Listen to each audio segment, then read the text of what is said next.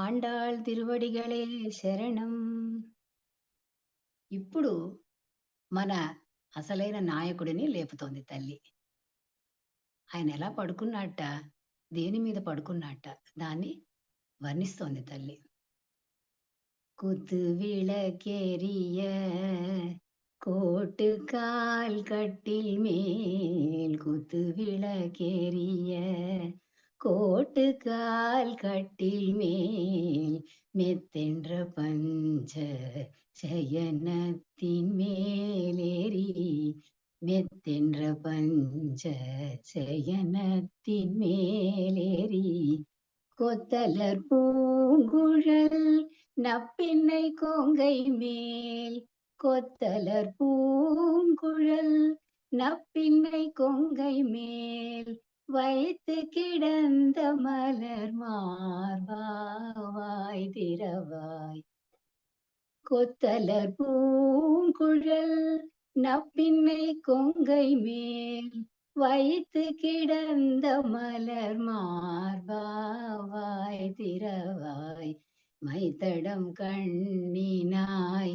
நீ உன்மணாளனை மைத்தடம் கண்ணினாய் நீ உன்மணாளனை எத்தனை போதும் துயிலழ ஒட்டாய்கான் எத்தனை போதும் துயிலழ ஒட்டாய்கான் எத்தனை ஏலும் பிரிவாற்ற கில்லாயால் எத்தனை ஏலும் பிரிவாற்ற கில்லாயால் தத்துவம் அன்று தகவேலோரெம்பாவாய் తత్తువం అன்று తగవేలోరెంబావాయ్.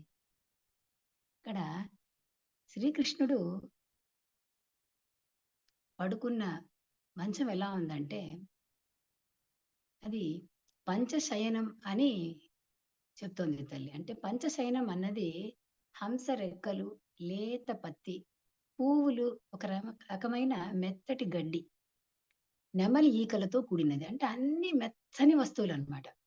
దీపాలు ప్రకాశిస్తుండగా దంతాల కాళ్ళున్న పట్టె మంచంపై పత్తితో చేసిన మెత్తని పరుపునెక్కి వికసిస్తున్న పూల గుత్తులను కురులలో ధరించిన నప్పిన్నాయి వక్షస్థలంపై శిరసు నుంచి కళ్ళు మూసుకున్న పుష్పమాలధారి అని పిలుస్తోంది.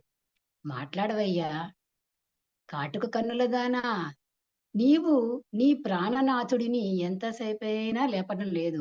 దానికి కారణం ఏమిటంటే బహుశా క్షణమైనా ఆయనను విడిచి ఉండలేని నీవు శక్తిని కోల్పోయావు. ఇది నీ స్వభావానికి తగునా అని తల్లిని అడుగుతోంది ఆండాళ్ తల్లి. శ్రీ ఆండాళ్ తిరువడిగళే శరణం.